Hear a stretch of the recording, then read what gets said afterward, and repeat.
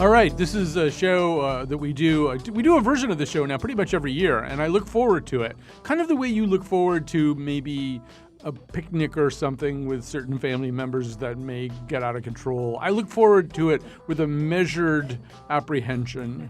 And so what we have done, we did it, I think, for Ghostbusters and for Wonder Woman, and now we're doing it for Ocean's 8, is expand the size of our Friday afternoon cultural roundtable to include as many of our women panelists as are willing to show up on such a day, because it's Ocean's 8 day today. And so we had 7. We had a last-minute scratch here, so we're down to 6 panelists. That's still a lot. And let me tell you who they are. 2 nostrils. Yes, Three nostrils. 6 nostrils. Actually, 12 nostrils. Yes. That's enough. But it's a double nose. We knew what you were trying to do. Yeah.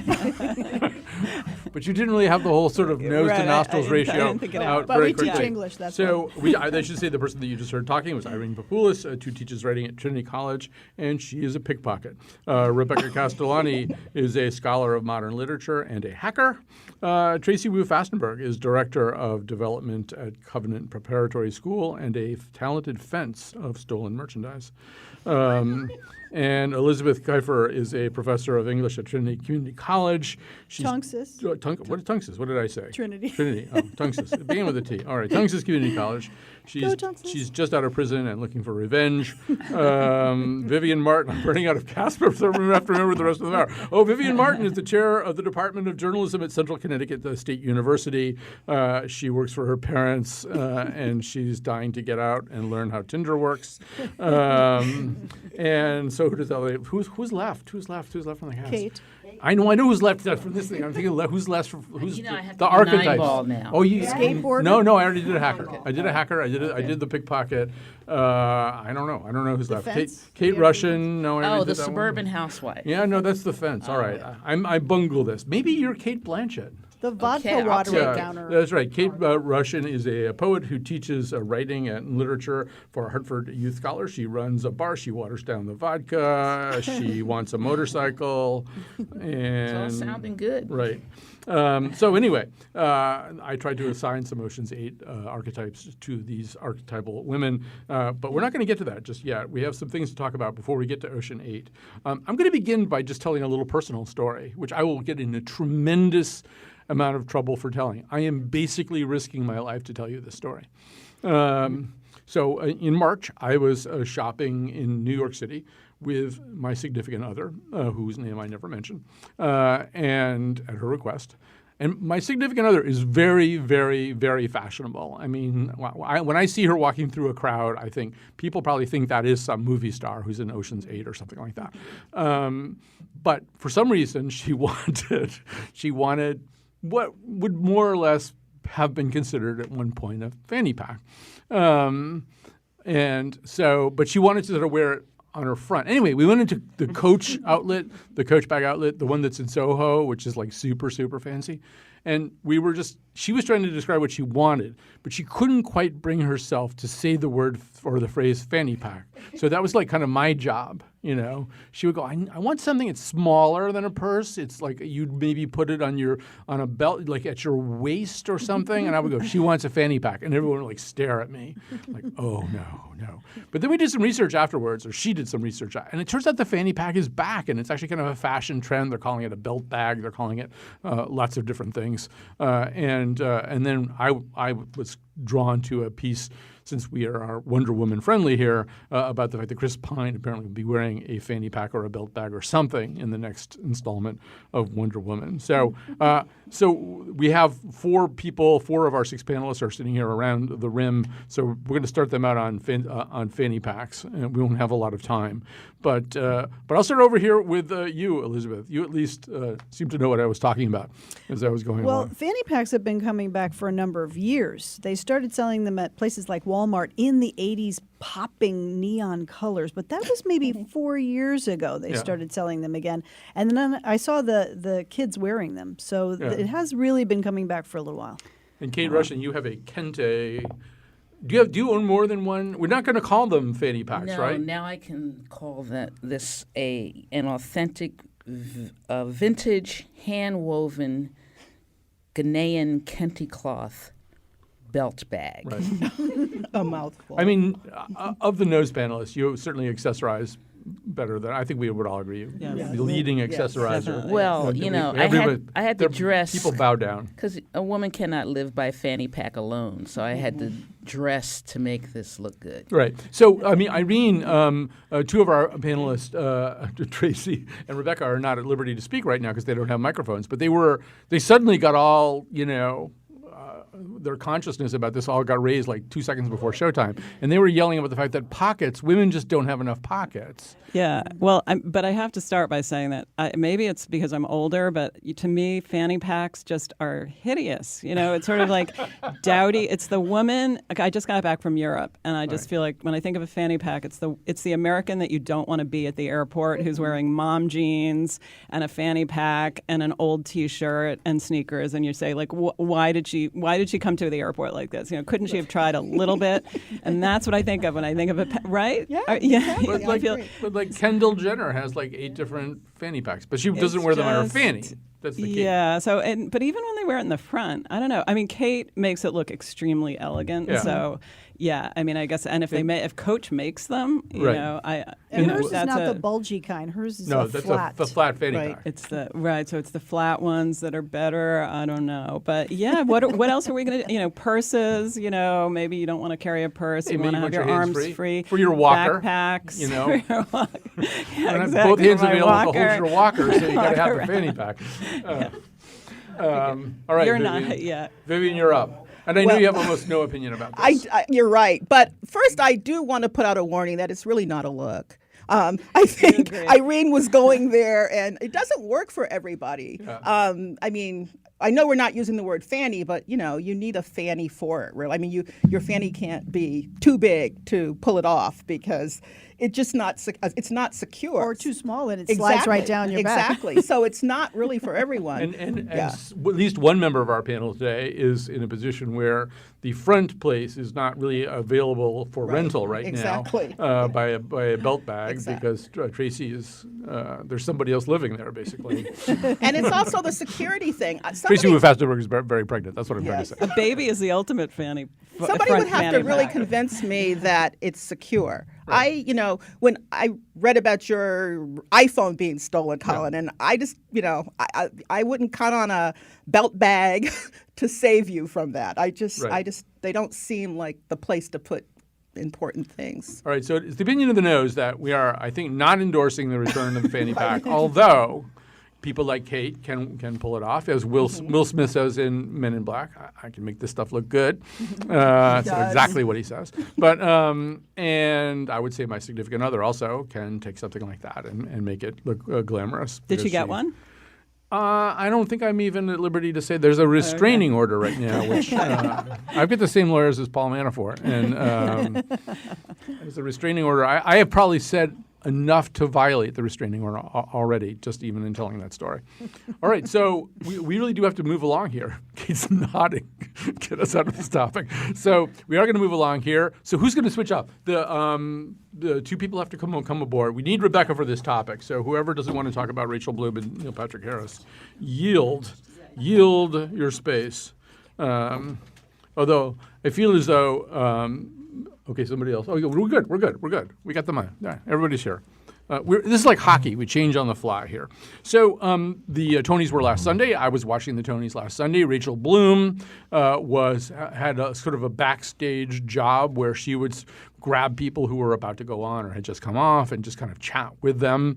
Neil Patrick Harris, who with great skill, I would say, and elan, has in the past hosted the Tonys. And both he and Hugh Jackman are both superlative, and James Corden for that matter. But he happened to be sitting home watching it and tweeting. And that never leads to trouble. Obviously, you never get in any trouble doing stuff like that. So he's watching this and he tweets that who is this person who's backstage wearing a top hat and saying like a lot, interspersing the word like throughout her speech. And he says none of this in a particularly flattering way. So first of all, Rebecca will now explain to Neil Patrick Harris also who Rachel Bloom is. So Rachel Bloom is the creator of the CW show Crazy Ex-Girlfriend that has occupied sort of a niche following on the CW. It hasn't, it's received great accolades. It just hasn't had the listenership and the viewership that, a show should really have on the CW. Although it's been endorsed many times on this show, Yes. It's probably the only thing in the world that you and Mark Oppenheimer both like. And I've watched it, and I like it. I think she's a very talented person. The perspective of the show really appeals to grown-up theater kids. So if you were a big nerd that loved Steve Sondheim and nobody liked to talk to you in high school, this is a show for you. She is this sort of bitter, funny, unstable woman who moves and completely derails her whole career to follow a man, and then craziness ensues. There's a lot of musical numbers in it. It's very theatrical, very silly, but very, very smart and very aware of itself. Right. And what she has not done is performed on Broadway, which means that she cannot be the host, and I'm not even sure if she can be a presenter or whatever. So But she's backstage doing this. They are about to put Crazy Ex-Girlfriend on Broadway as a Broadway show. So she's got precedent for it. I actually saw back in January, Stage One had her singing songs from the show, and I went to see that, and that was the precursor of what now has become a full-fledged Broadway show that is coming next year, I believe. So, Kate, I think you and I had a very similar reaction to this, which was, come on, you're Neil Patrick Harris, why would you be doing this? Why would you're really famous and kind of powerful, but once upon a time nobody knew who you were either. Exactly. Why are you doing this? Exactly. I thought Neil Patrick Harris came off looking like a slightly embittered, snide Dorian Gray with his 27 million Twitter followers. Not a good look. But he was so famous and peppy and wonderful and happy, just like, I don't know, last Friday or something. I mean, Tracy Fastenberg, can you fall that far, that fast, because you're a grumpy old man suddenly on Twitter for one night? I think he was also, wasn't he quoting his kid or something that his kid said? He was probably trying to be like, hey, I'm such a great dad and my kid's so funny. Did not think it through, because rarely do people think things through before they tweet them. And so I'm not sure whether it was as bitter and grumpy as much as, just poor thinking, not thinking it through and thinking that you're actually funnier than you are, or that your kid's funnier than they are. I think it would have helped if he had actually apologized. Right. His apology seemed a little like he bought an apology from some place where they supply one to you. Well, there's Google. Just Google who she was. Yes. Well, there's that. It was being pointed out to me that actually Neil Patrick Harris has, in fact, always been famous because he was Doogie Howser, which means that he probably never has known what it was like to be Rachel Bloom. Rachel Bloom's plenty famous anyway. But Elizabeth, there's another thing going on here. Who piped up? Oh, you. But if you're gonna talk like that's where I was gonna go. Then I think that it's gonna be I looked at this and I'm like. See, I think that's part of her shtick. Was that Yeah, her but you're fault? kind of setting yourself up as the Kardashians do with the same kind of the vocal fry and that kind of She speech, wasn't those that kind of bad. speech She patterns. wasn't Kardashian bad. I think that she absolutely presents a persona, and the construct of Rachel Bloom. I mean, the character that she plays in Crazy Ex-Girlfriend is named Rebecca Bunch, so you can see. I mean, the name is not that different. Rachel Bloom, Rebecca Bunch, and I think Rachel Bloom, in and of itself, has become this persona that she likes to play that is so similar to the character on the show. which is lovely, but it does set you up for Yeah. people Right. making fun of that. She was playing a fan kind of at that Yeah. moment, and fans maybe talk a little. I will say that occasionally, I don't know if it's ever been applied to you because I don't pay any attention to it, but every once in a while I'll get I get lots of emails about how I talk, but every once in a while I'll get emails about how somebody was talking on the nose, and specifically emails about somebody saying like too much.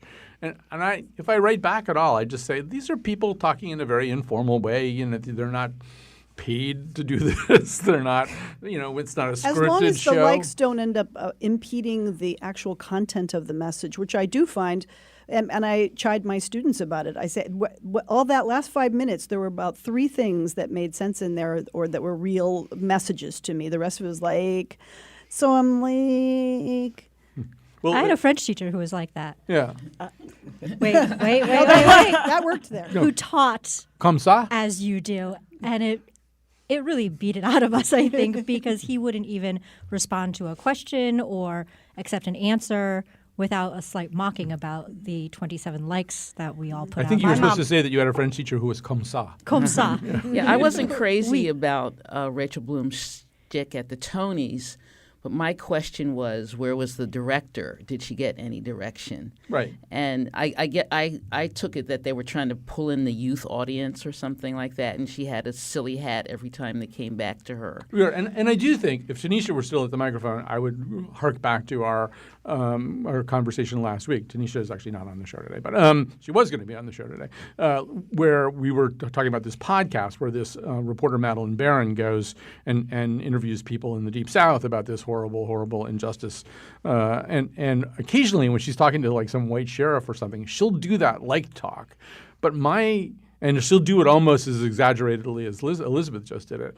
But my read on it is she's trying to disarm this person. She's like, I'm an empty-headed, airheaded, public radio Girl. person from up north. Which is a huge part of what Crazy Ex-Girlfriend plays into, is that she likes she's a lawyer, but she comes off like this blithering idiot half the time, but she's smarter than everybody in the room, but she keeps people on their toes by coming off as this kind of bimbo. And I think that I think it's very difficult for her to divorce herself completely from the character because she's a writer. And I mean, the persona that she's presenting to the public is written and an archetype of the person that she might be a little bit of. But I think that there's probably more of that going on than meets the eye. Tracy, we need to go to a break. But one thing that I would say is that I don't know. I'm amazed nobody has built an app that sits over your Twitter and just kind of pops up and goes, "Is that mean? Are you about to tweet something mean?" It's sort of like people always say you should have a breathalyzer on your phone before you call somebody or text somebody after a certain time period, or that Gmail, the undo feature that gives you 30 seconds to undo an email. Right. They should probably put something on Twitter. Kim Kardashian apparently just talked to Jack Dorsey about having an edit button on Twitter, which, I mean, that's going to revitalize the presidency for sure. He'll never use it. Correct his spelling. He'll never use it. Can we use it? For him? Can we view the past edits Can too? we edit But yeah. Donald Trump's tweets? But it should, my iPhone now, says, I just did a like, but my iPhone now tells me, it seems like you're in the car, right? It seems like you're driving right now if I try to do something. So if my iPhone knows that I'm driving, the iPhone should also say, it seems like you're about to tweet something really mean. Should you do that? Maybe you should not tweet this. Twitter is not going to do anything to get in between its money Us and and its our- customers. Us and our limbic systems. All right, we're going to take a quick break, and we're going to come back, and we're going to go totally Ocean's 8 at that point. Any further, she'd sound like The Exorcist. She likes to sound like she's barely caring. That's why she doesn't push much air through the larynx. There's no comparing my vocal fry girl. I just say what I say. Vocal fry girl. It's so passe. Vocal fry girl. All right, now for the topic that really is responsible for me getting a whole lot of panelists together here for one episode of The Nose. It's our annual. It really is becoming an annual thing in which a piece of culture is purposed very specifically to bring a lot of talented women together. So we bring a lot of talented women together to talk about it. This time it's Ocean's 8. It's a heist movie, a caper movie. It's derived, of course, originally from the Frank Sinatra, Dean Martin Rat Pack movie, which was then repurposed for Brad Pitt and George Clooney et al. And now Ocean's 8 brings us Sandra Bullock, Kate Blanchett, Anne Hathaway, and Rihanna, and a cavalcade of other stars. So this is sort of a problem these days for podcasts. We can't get clips. I don't know why, but we can't get clips. And I'm noticing other podcasts have the very same problem. So this is from the trailer. So it doesn't really sound anything. This was not a good representation of what you will actually see and hear at the same time in the movie, but it's the best we can do. They're talking about the heist. And we are going to rob it, not the ball itself. On the neck of Daphne Kluger.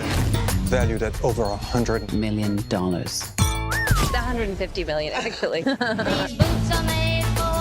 Revenge. It's a twofer. Do not run a job in a job.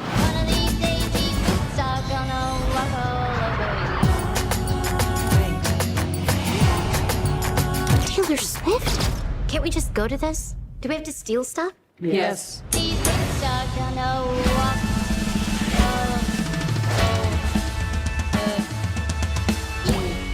Is it genetic? Are the whole family like this? Literally. That last male voice that you hear is that of James Corden, who shows up at the end as an insurance investigator. And well, anyway, I have things to say about this, but that I'm not on the panel. So I guess we'll sort of just kind of start going around the rim here. Most of the panelists, I think it's fair to say, enjoyed this movie. They might have had some reservations about this, but so Irene Papoulis, how did this movie land for you? Well, that trailer kind of, in a way, encapsulated the whole thing in terms of, for me, it was a movie that was not fulfilling any of the usual categories that I like in a movie, like depth and psychological insight and, good characterization and all that stuff. But I absolutely loved it. And I think it was, it was an escape in the best sense of the word. There weren't any car crashes or explosions or things like that. And it was just fun. And I loved all the characters and I had a good time. Well, you might enjoy all the other heist movies that are out there. And there's lots of them, too. All right. Yeah, let's just go around the table. How about you, Tracy? I have to agree with Irene. Actually, when you proposed it, I was like, I love being on with these ladies, so I'll go see it. But it was nowhere near my list. Like, it wasn't even like anywhere on my radar to go see it. But I enjoyed it.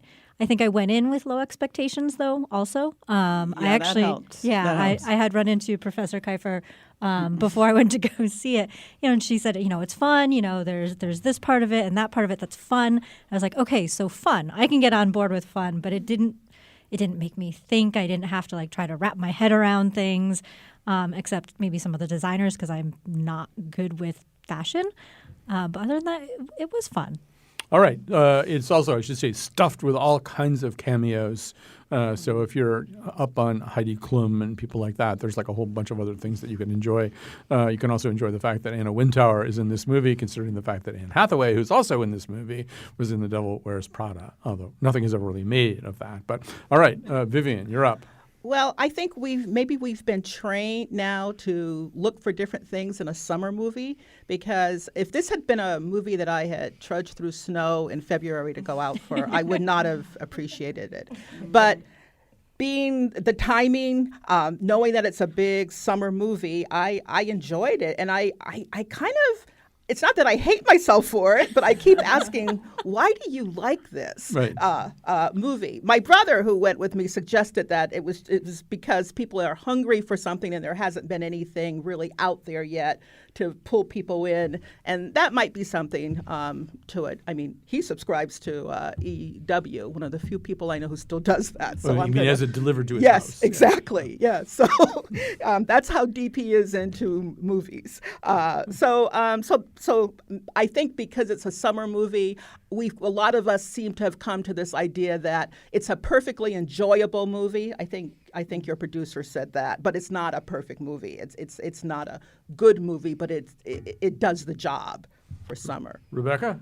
Yeah, I mean, I agree with my fellow panelists. I think that it is a very fun movie. I laughed a lot. I laughed a lot more than I was expecting. I don't really recall laughing as much with the original Ocean's movies. They seemed to be a little more serious about the heist. It tended to be, a higher stakes. There was more of that hyper-masculine, aggressive banter, whereas this was women sort of supporting each other. I mean, I don't want to give any spoilers, but one of the women joins the group purely because she wants female friends. I think that it's a little frothier than the Ocean's 11 through 13, but I enjoyed it more. I think that there's less of that bravado and posturing, and it's more of a straightforward caper with 8 women that seemed, to me personally, genuinely enjoyed being around each other. I genuinely enjoyed watching the characters interact. I thought that Sandra Bullock and Cate Blanchett had fantastic chemistry.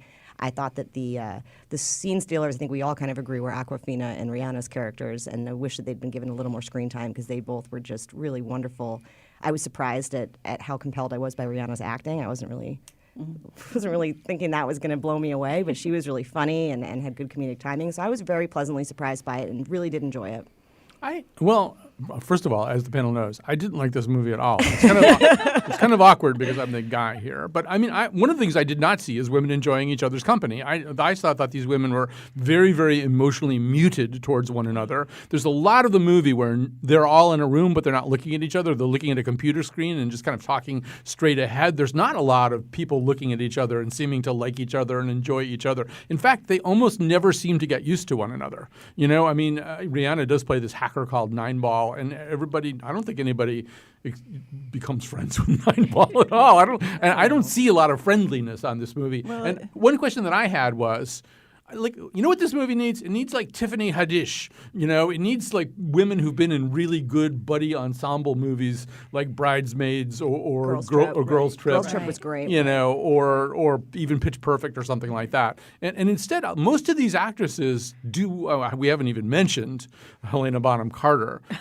You know, most of them are really good at sort of acting alone and being alone. But there was that's interesting that you felt that. I don't know if it's gender or what, because I felt their camaraderie very strongly. But they didn't have to look at each other and smile and laugh. You know, they were sort of engaged. There was a sort of understated. We all know what we're doing here. We all know who we are. We all appreciate each other. We all know we're super different from each other. And we have a common goal. And there was just, I mean, definitely between Sandra Bullock and Cate Blanchett, didn't you feel that you didn't feel like there was a friendship? Terse, possibly homoerotic thing going on, but it didn't. I saw them as. Go ahead. I saw them as partners, like good long-term. You know, whether it was romantic or not, I didn't know. I didn't care. Mm-hmm. You know, but it was like people who knew each other weren't going to let each other get pulled in some sort of BS. Yeah. And I will also say the one thing that I did like about the female camaraderie is that oftentimes female groups are portrayed as, you know, hugging and jumping around and screaming and like, you know, girls, sorority sisters. Like we're BFFs, whatever. And I actually don't have a lot of female relationships that are like that. All my closest female relationships are more like hey, yeah, we're different, but we get along, we get each other. We don't have to prove it in these like, let's get matching bracelets type of way. Or even talk about it. I think the example of Pitch Perfect is a good one to compare this, because that is very much that sorority, hyper feminine, we're besties, we're going to get matching T-shirts, we're going to go on vacation together, and that has never been my experience with female friendships. All my female friendships are dry, cutting, mean, and that's what I value in female friendship, because I can be myself around women in a way that I've never felt comfortable being around men. And I think that to be able to be sarcastic and funny and confident in each other's skills without necessarily rah-rah, you're such an amazing queen sort of thing, that's just not been my experience with female friendship. I thought this was very accurate to some of the more sarcastic, dare I say, masculine relationships that women have that, you know, I don't think we're necessarily always given the space and entertainment to explore. I mean, I just didn't. But I'm presuming, Tracy, that you and your friends all get kind of a kick out of each other, which I rarely felt about these women. I just thought they seemed not terribly interested in one another. Just get this job done and get out of here. There were some exceptions, and it might be time to do a slight line change and get Elizabeth and Kate back in here. I don't know whose turn it is to go sit down, you guys. Because women are so good at collaborating, I'm sure they can figure that out. In a way that doesn't involve any jumping around and screaming either. So even people who have not enjoyed the movie, and I first of all, I'll say it went by really quickly. It's not a particularly long movie, you know, and there's things to look at and things to enjoy, and there's things that I really liked a lot. And one of the things that I really liked a lot was Anne Hathaway. And I'm not alone there. People who have not liked this movie, critics who have not liked this movie, everybody sort of says Anne Hathaway, who, this isn't a spoiler, she's not part of the heist team. She's sort of a mark, or at least somebody who they're going to use to get to what and they're really going to exploit her to get to what they want. But to my way of thinking, she kind of captures the spirit of this kind of movie better than anybody else does. But I just want to maybe go around and get some Anne Hathaway takes, because I know at least one of you doesn't entirely agree with me about this. How does she capture the spirit? She's funny. I mean, she's funny. She's mugging. She's really having some fun with the premise of all this. this. She's making some little jokes about her. I mean, I'll just jump in and say that one of the things that I think Anne Hathaway is doing in this movie also is making fun of how Anne Hathaway, is perceived. Her performance is a joke about what people think about Anne Hathaway. And I think she pulls that off very, very skillfully, too. Yeah, she's a really good actor, too. I mean, that helps. But I don't think she gels with the rest of the group. But, no, because she's so much more fun than right. But that's true. That's true. But it's I mean, I would love to have been in the room when they sat around and decided who would be in here, because clearly it's marketing and demographics, and if we get Rihanna, we get these people, and so then but it doesn't work as it comes together. But so I do agree with you, Colin, on most of that about the interaction, though the Sandra Bullock and Cate Blanchett character. I want to know more about the jobs they've pulled together in the past, and I just wanted more about the two of them as a which is one of the things we talked about is that there were no backstories except for a brief little clip when they were teenagers playing dirty bingo or something.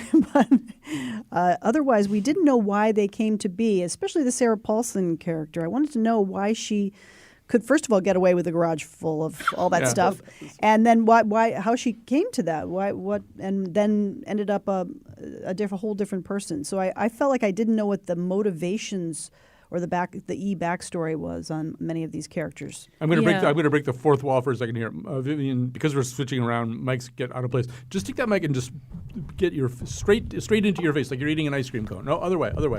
There you go. Exactly. There you go. Ice cream cone style. So yeah, I mean. Can we just talk about Rihanna, too? I mean, I thought Rihanna was fine, except that also she seemed very walled off from everybody else. I was thinking, okay, there's a really terrible movie called Miss Congeniality 2. Okay? But it has two things in it that this movie doesn't have.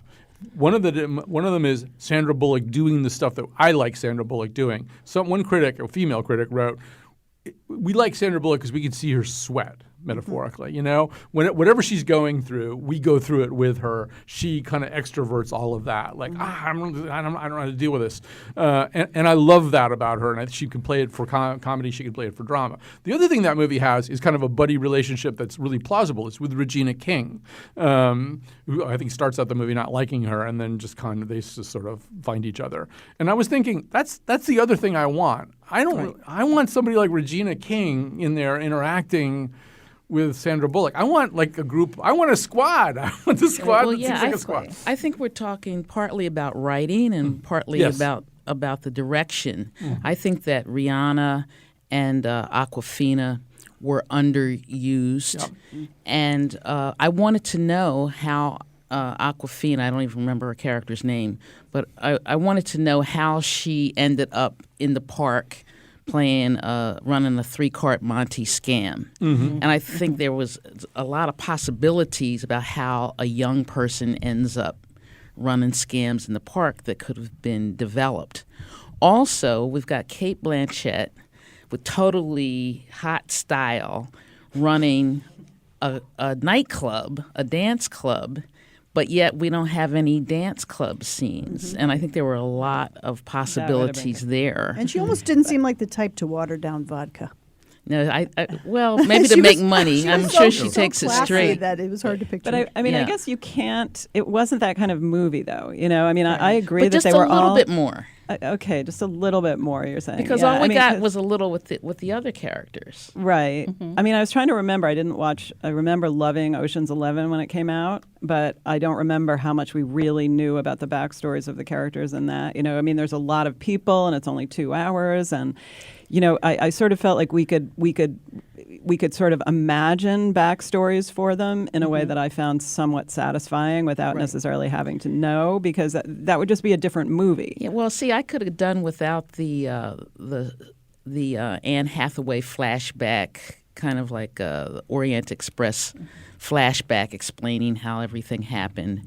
I didn't need so much of that, and I didn't need the whole Mission Impossible last scam at the end. Right. I didn't Yes, need all tacked that. on. Although, I mean, there's Vivian, there's a way in which these movies are built around certain visual and audio tropes. Or, in other words, you kind of have to have little action sequences that are accompanied to like a really strong drum line with a little bit of jazzy stuff over it. And I mean, if we like these movies, that's one of the things that you can't get rid of, right? There's a way in which there are these kind of quick cuts that music is played in the cuts, and you just kind of have to have that stuff. Right. It's formulaic, but I guess we're looking. We go knowing we're seeing a heist movie, but we still want the formula broken a little.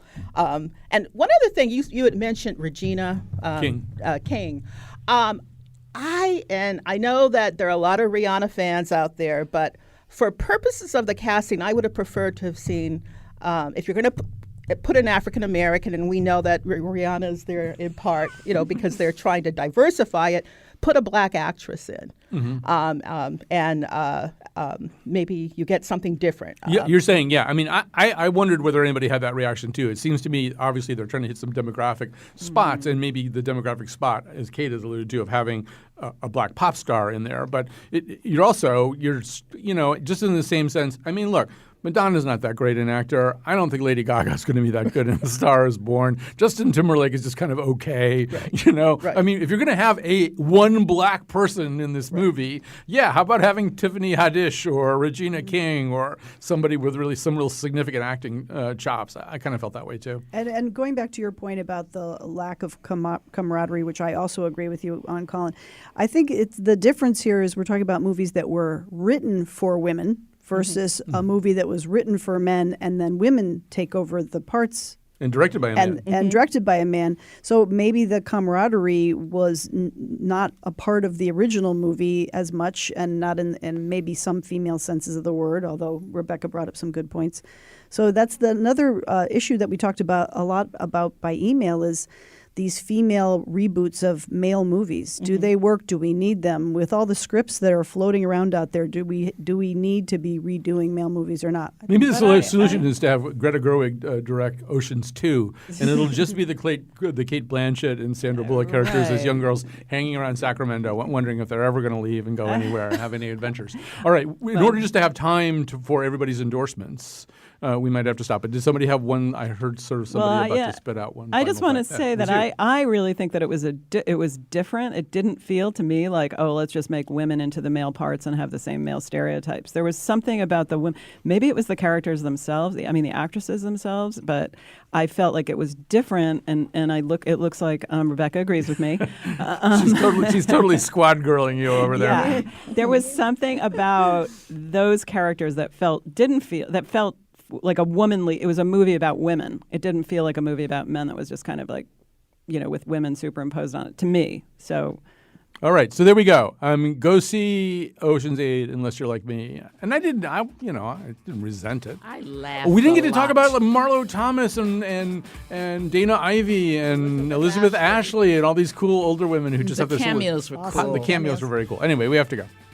We'll be back.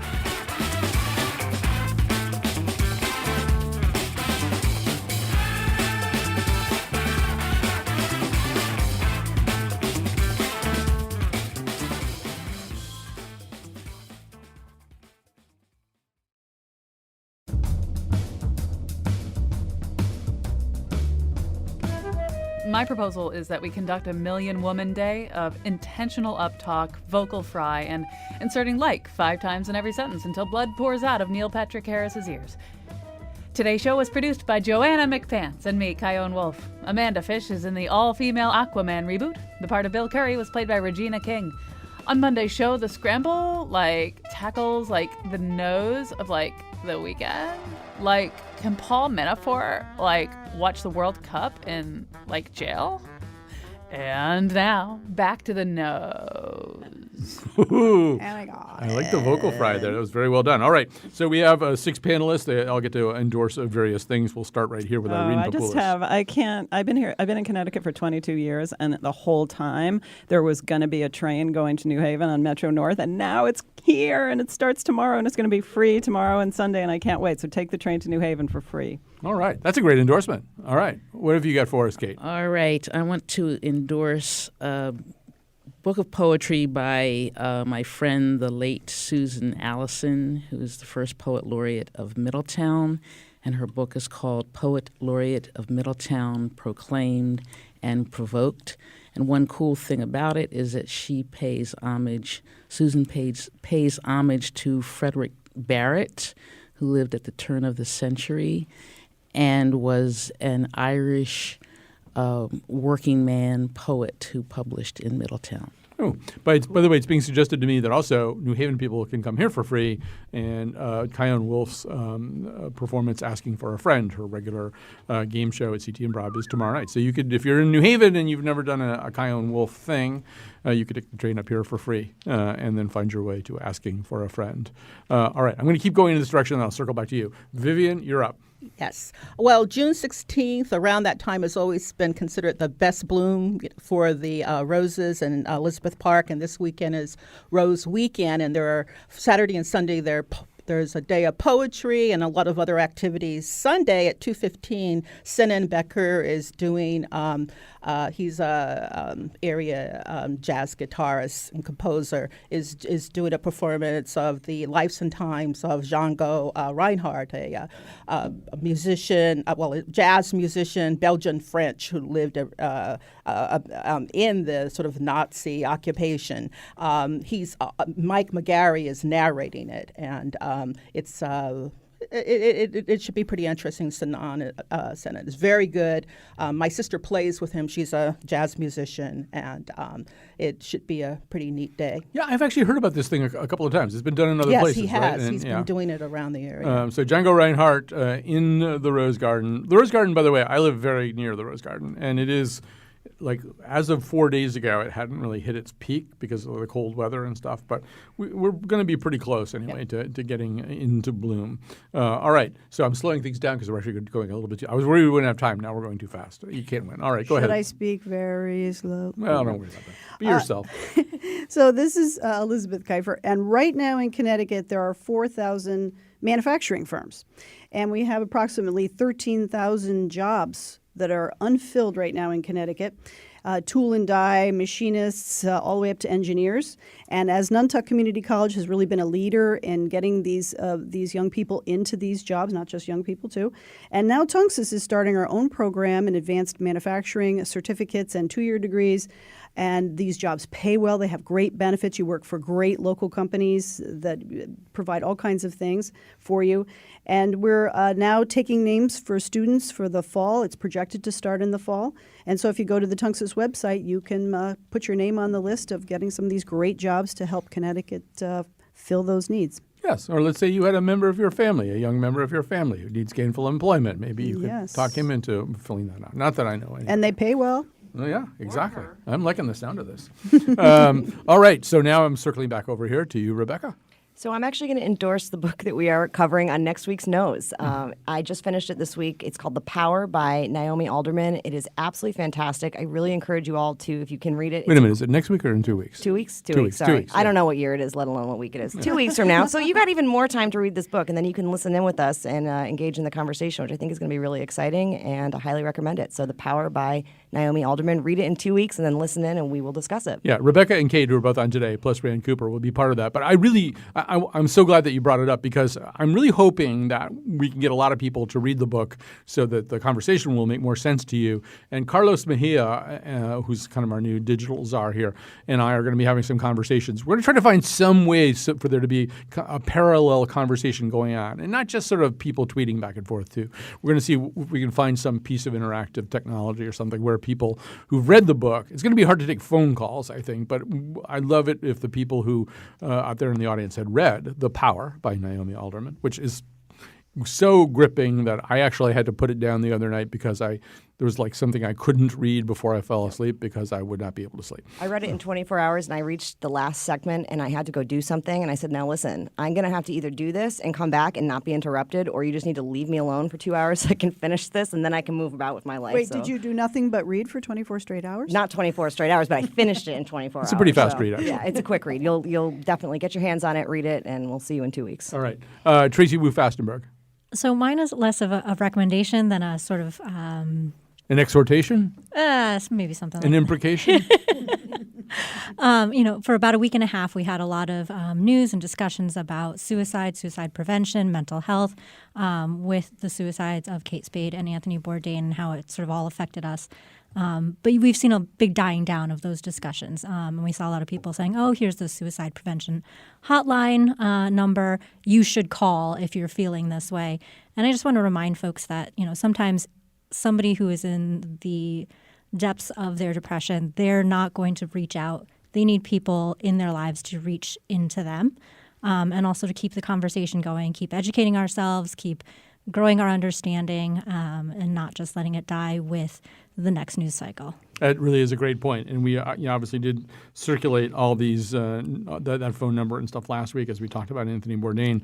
All right. So I have way too much time left over, but I will use some of it to That's because you're the man. To salute all of you, yes.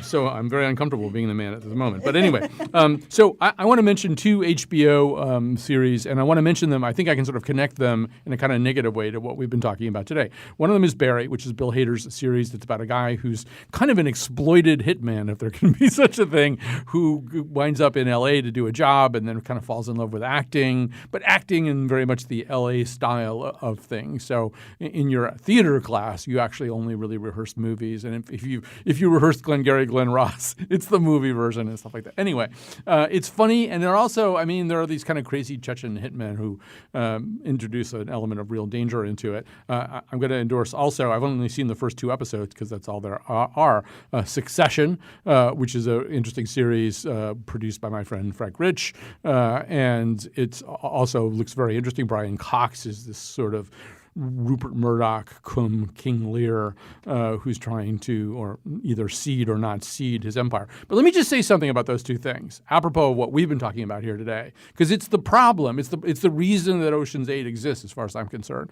So Succession is really King Lear, except that Brian Cox, his character, has 3 sons and a daughter, which is kind of the way that ratio goes, I think, in television and movies these days. He's got 3 sons and a daughter, and he's got a wife. So, a lot of this is going to be male conversations that fail the so-called Alison Bechdel test, right? And it's the same thing with Barry. Barry's terrific.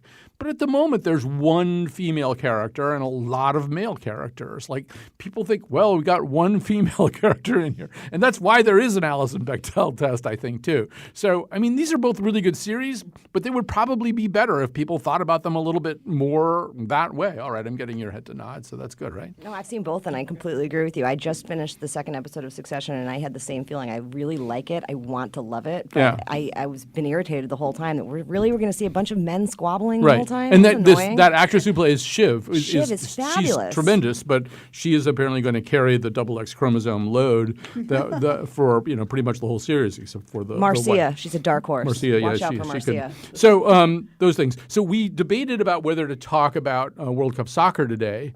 And Kate really wanted to do it. And the other question would be, like, what would we say about it? Irene's main way of rating the soccer team seemed to be in terms of what we might call the female gaze. Yes. They're the cutest of all the sports, the soccer guys. One thing that I'm going to recommend if you want sort of a way into World Cup soccer, is just discover Men in Blazers. Men in Blazers are these 2 British guys who don't take World Cup soccer too seriously. You could start with their Twitter feed, which is very, very funny. But they also have podcasts. They're touring the United States right now. They just did a podcast from St. Louis, which they, in their very British way, kept referring to as St. Lou.